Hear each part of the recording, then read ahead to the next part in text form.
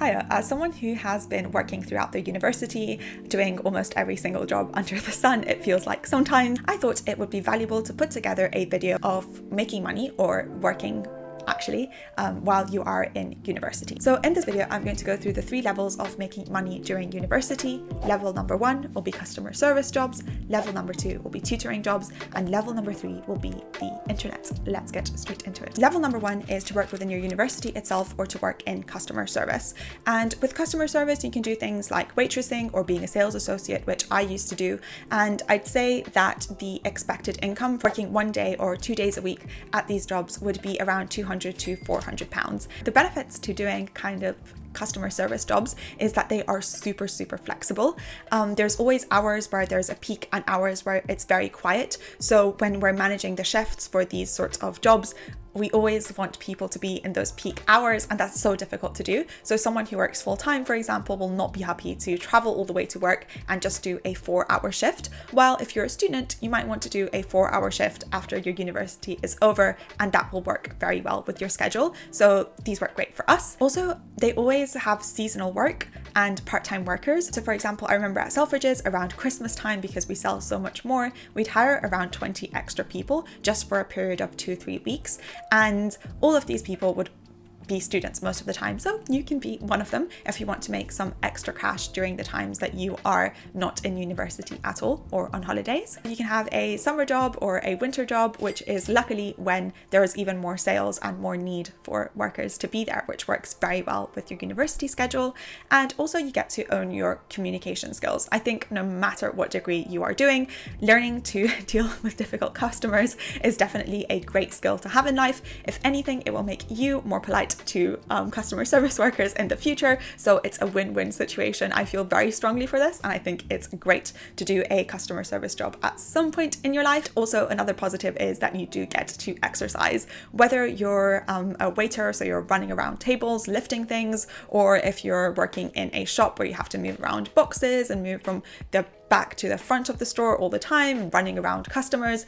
I think with most of these jobs, you will not be lounging around, so it's good exercise if you can't be bothered to go to the gym sometimes during university. My tips for getting these jobs are to lean into those skills that you already put into your UCAS application, because not only do you have those, but also you can prove that you are reliable because a university has already picked you in a way to do a course. So yeah, no matter how true or false that is, you can say it and say it in an interview and in your application. And also the lovely words that everyone in hiring in customer service wants to hear is that you are available on weekends and holidays. And I know this is a sacrifice on your social life, but if you do need the money, this is just the most beautiful thing to tell people that are hiring you that, yep, I can be here every Sunday, I can be here on Christmas, I can be here on Easter, because those are the shifts that no one else wants. So I'll just go through the cons of level 1 work, which is that you are trading your time for money. So if you have to do things like travel, maybe if you're in London, you might have to travel over an hour to get to work.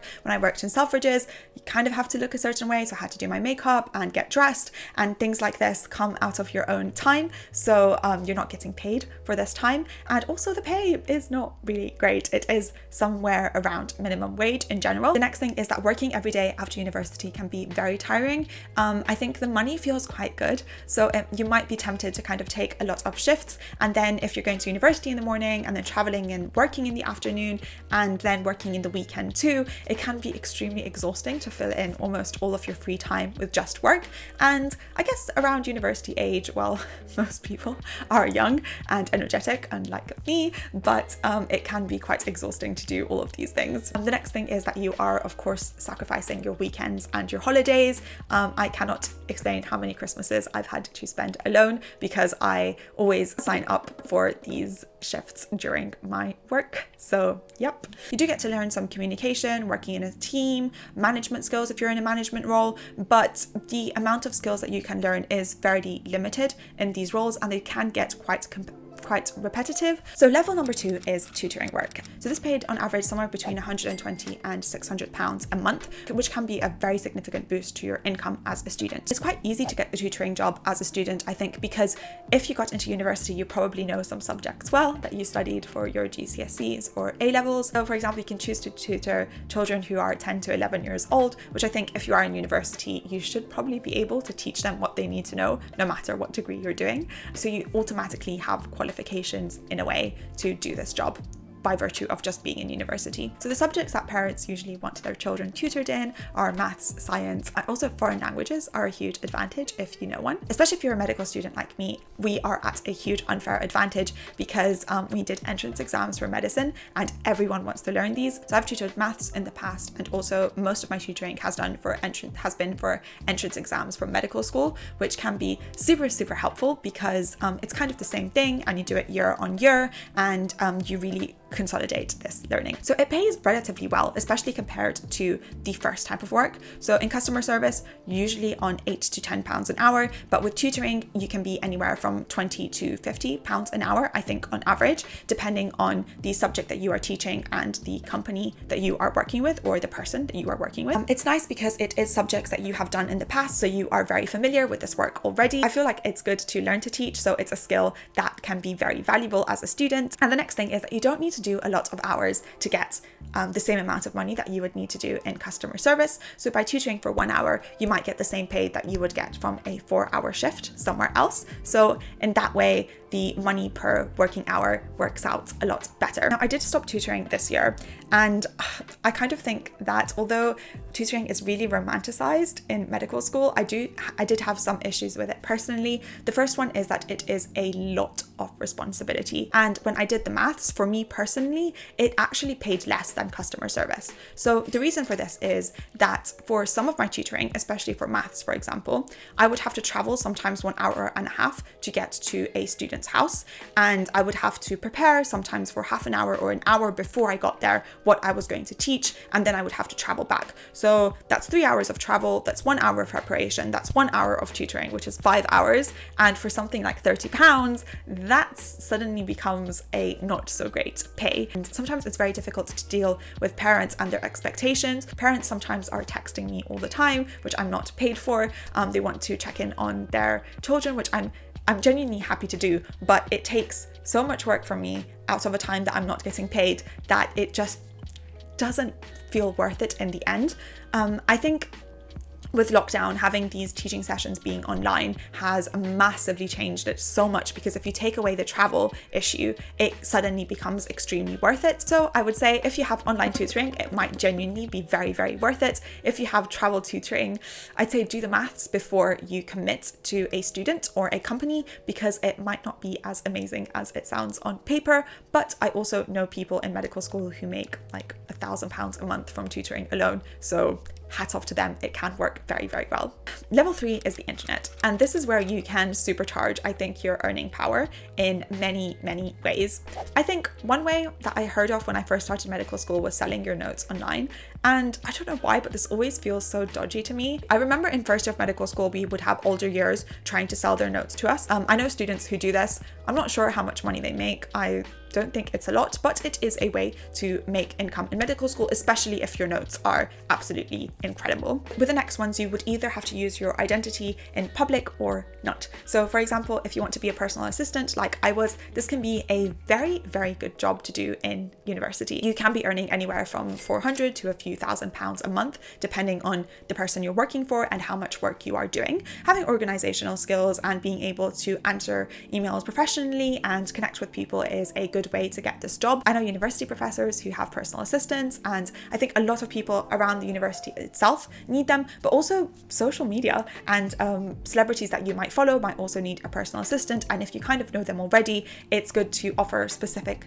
skills that you can help with, that you know that they need help with. So I would strongly recommend this. The next thing can be helping with content creation for people that you know. I think most of us in university at this age kind of follow people on social media, even if we don't have a large presence ourselves, or if we don't want a large presence ourselves. And if you don't want to create content of your own, you can help create content for other people. So you can script videos for people, you can learn to edit videos and edit videos for other people. Offering these skills is usually extremely helpful. If you are good with analytics, you can get into working out how the algorithm works. And I know personalities on social media who spend thousands and tens of thousands of pounds a month just for people to analyze their analytics and see what's happening in the background of their channels. So you can definitely make so much money just looking into this and offering these skills to other people. If you have a good vision and you understand what works with social media, you can offer consulting to different celebrities online. I think my key point here would be to lean into the things that you are doing anyway.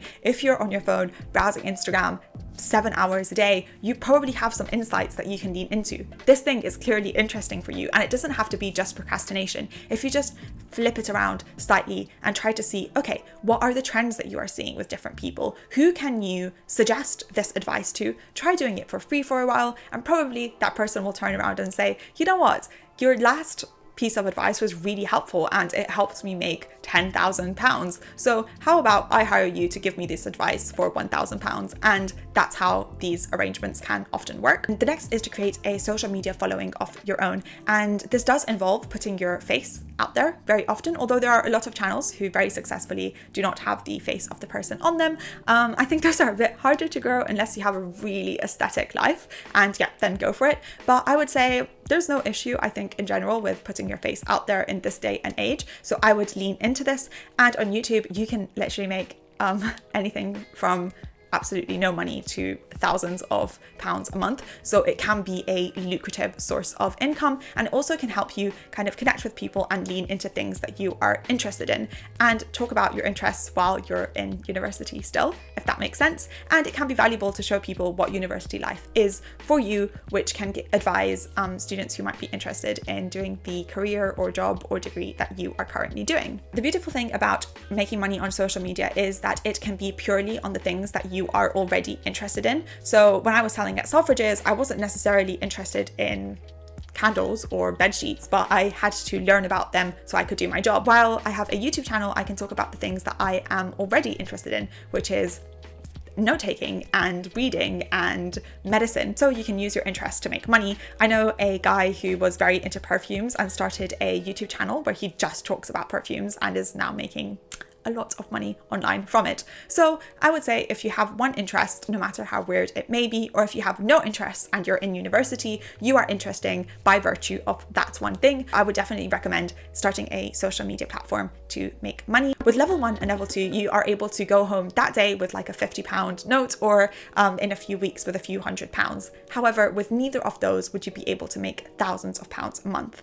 But with level 3, you can get there, but it is an investment. I would recommend putting in months and months of free work, finding a celebrity that you like and offering them help for free for a very long time before you start monetizing that. But the flip side is that you are doing something that you are interested in, you are definitely learning skills, and lastly, you could be making a lot more money in the future. So that's kind of my advice. I hope this video was valuable. I did try to keep it as brief as possible because I think I can talk a lot for each one of these levels. Please let me know if there's any sort of money making videos that would be interesting for students out there. But yep, thank you so much for spending this time with me. As always, I hope you have a wonderful rest of your day. Be kind to yourself and others, and believe everything you think. Thanks. Bye.